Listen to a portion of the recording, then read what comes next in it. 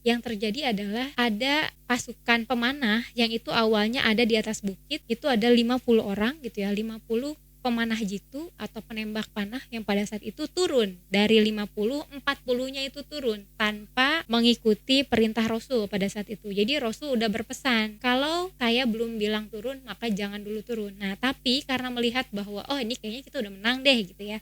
Nah akhirnya pada saat itu 40 pemanah itu turun, dan ini menjadi sebuah kesempatan emas yang dilihat oleh Khalid bin Walid pada saat itu.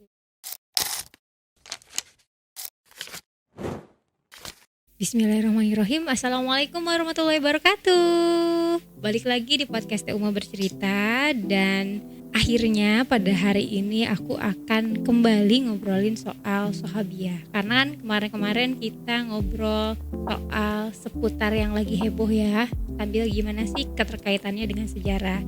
Nah, tapi untuk episode kali ini khusus banget kembali ke awal-awal ya, aku bikin Uma Bercerita, yaitu kita bakal ngomongin Sahabiah yang punya sepak terjang dan karya luar biasa dan bahkan tercatat dalam sejarah gitu. Biar apa sih? Biar kita sebagai perempuan, sebagai ibu rumah tangga ya, sebagai seorang istri itu punya role model yang jelas gitu. Nah, kali ini aku akan bahas satu sosok yang bener-bener ya, ketika aku baca itu bikin aku merinding gitu, dan bikin aku terkagum-kagum ya, karena beliau itu perempuan yang seluruh keluarganya itu ikut berperang bersama Rasulullah, dan dia tidak pernah absen sedikit pun gitu ya dari peperangan, dan menjadi salah seorang perempuan yang bahkan dikatakan sebagai singa merah gitu ya. Jadi benar-benar wow gitu ya, benar-benar hot banget gitu ya, benar-benar sangat ganas gitu, dan ditakuti gitu ya oleh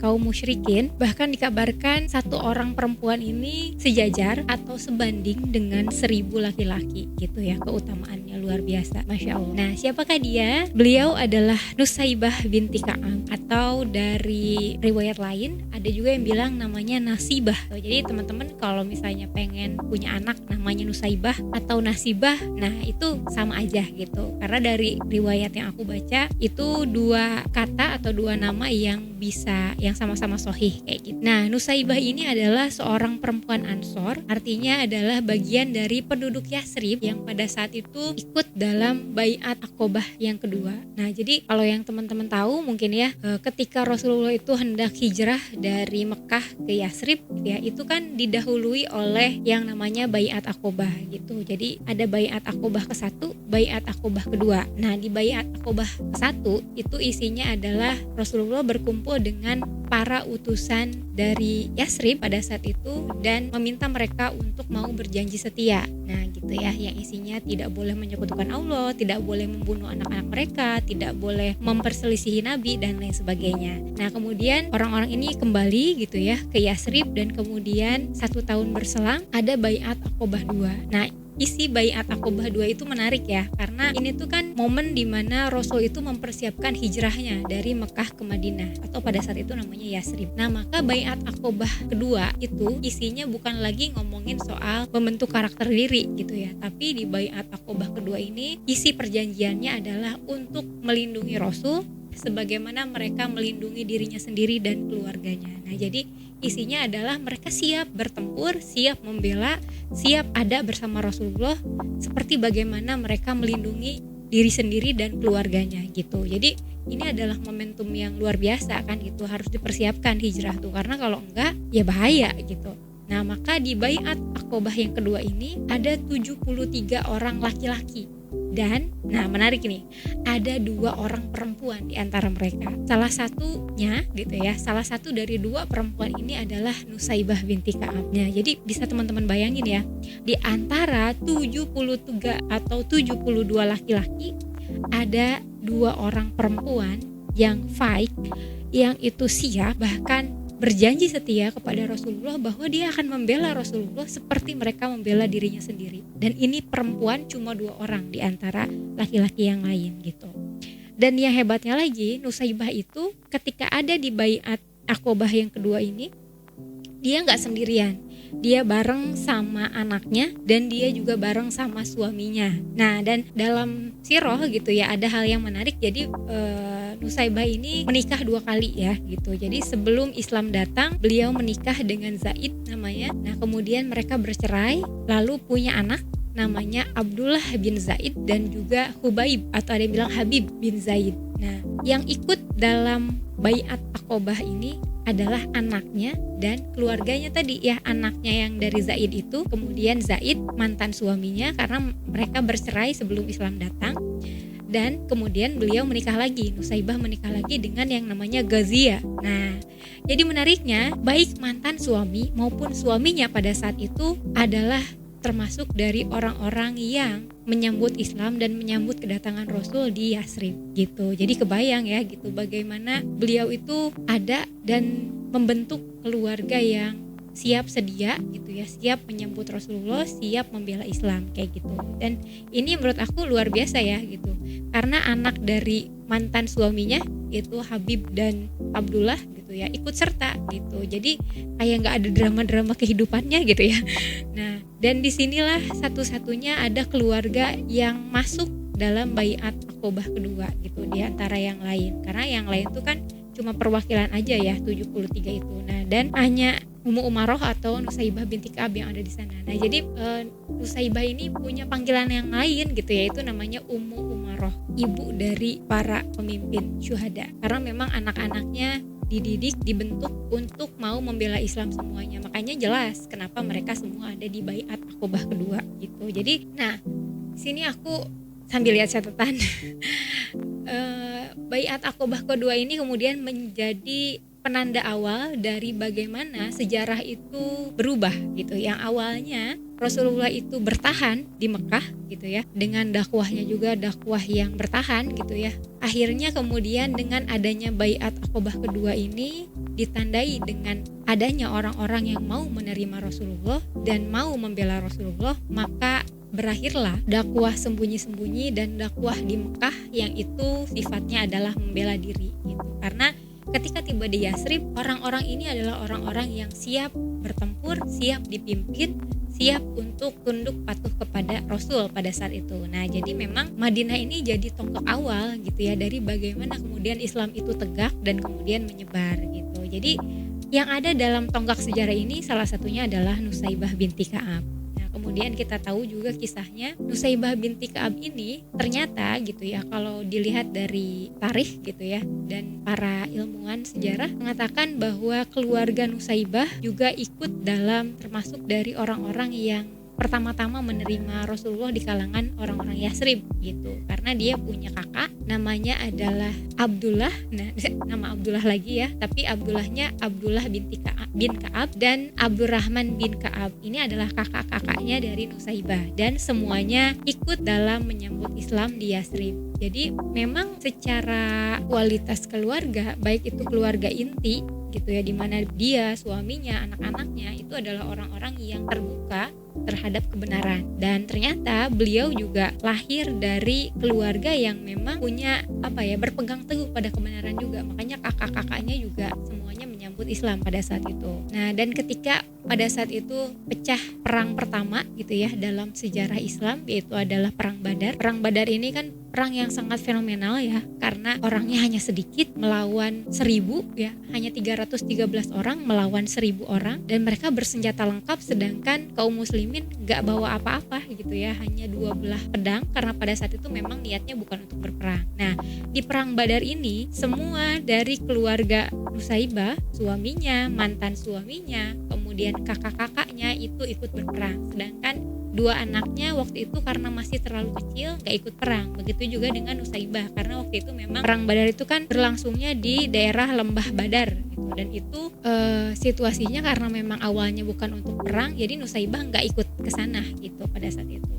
Dan kalau kita ngomongin Nusaibah, maka hal yang paling fenomenal, paling terkenal dari hidupnya itu adalah bagaimana heroiknya beliau di perang Uhud. Nah, jadi nyambung tadi ya dari perang Badar. Perang Badar itu adalah perang yang menyisakan luka yang sangat besar bagi kaum musyrikin pada saat itu, karena udah makalah malu lagi gitu ya, karena mereka kan udah pede mereka senjatanya lengkap, helmnya tentara semuanya gitu ya, dan mereka lebih banyak jumlahnya, ada 1.000, tapi ternyata kalah gitu. Bahkan pemimpin mereka pada saat itu Abu Jahal itu kalah. Nah itu menyisakan luka yang sangat dalam di kalangan orang-orang musyrikin. Jadi di sana ada janda-janda musyrikin yang itu semuanya sakit hati gitu ya, dan mereka bertekad untuk membalas dendam di perang Uhud. Nah ini adalah perang yang juga luar biasa, karena di perang Uhud ini banyak kebencian gitu ya dari kaum musyrikin yang pada awalnya di perang Badar itu udah pede, taunya kalah gitu kan, dan mereka kebanyakan banyak yang jadi janda pada saat itu, sehingga di perang Uhud janda-janda dari bekas perang Badar itu pada datang semuanya menabuh genderang perang, terus menari-nari, pokoknya mah bikin hingar-bingar gitu ya, dan memberi semangat kepada kaum musyrikin pada saat itu. Jadi memang auranya juga udah aura balas dendam kayak gitu. Nah dan di perang Uhud ini kita tahu bahwa Islam pada saat itu awalnya menang gitu ya, karena orang-orang di kaum musyrikin sudah terpukul mundur gitu ya, udah berhasil dipaksa untuk mundur dan mau kalah pada saat itu. Tapi yang terjadi adalah ada pasukan pemanah yang itu awalnya ada di atas bukit, itu ada 50 orang gitu ya, 50 pemanah jitu atau penembak panah yang pada saat itu turun. Dari 50, 40-nya itu turun tanpa mengikuti perintah Rasul pada saat itu. Jadi Rasul udah berpesan, kalau saya belum bilang turun maka jangan dulu turun. Nah tapi karena melihat bahwa oh ini kayaknya kita udah menang deh gitu ya, nah akhirnya pada saat itu 40 pemanah itu turun, dan ini menjadi sebuah kesempatan emas yang dilihat oleh Khalid bin Walid pada saat itu. Jadi waktu itu Khalid bin Walid masih jadi orang kafir ya, masih musyrik, dan kemudian dia melihat gitu ya dari ekor matanya, oh pemanah-pemanah itu pada turun. Akhirnya apa? Lengah tuh ya, orang-orang muslim lengah, dan akhirnya karena memanfaatkan lengahnya itu, momen lengah itu, Khalid bin Walid yang memang kecerdasan militernya luar biasa ya, akhirnya memerintahkan pasukan musyrikin pada saat itu untuk kembali memutar Gunung Uhud dan menggempur kaum muslimin pada saat itu. Jadi kebayang ya chaosnya gimana pada saat itu, karena orang-orang tuh yang awalnya ya namanya orang gak siaga perang ya, apalagi mereka diliputi oleh kebahagiaan, kegembiraan, udah lega karena perangnya udah berakhir gitu ya, dan akhirnya ketika dalam kondisi lengah gitu ya, gak alert seperti itu, mereka digempur habis-habisan dari arah belakang. Dan ini benar-benar chaos banget. Dan di sini Nusaibah menyaksikan sendiri bagaimana kaum muslimin pada saat itu kocar-kacir.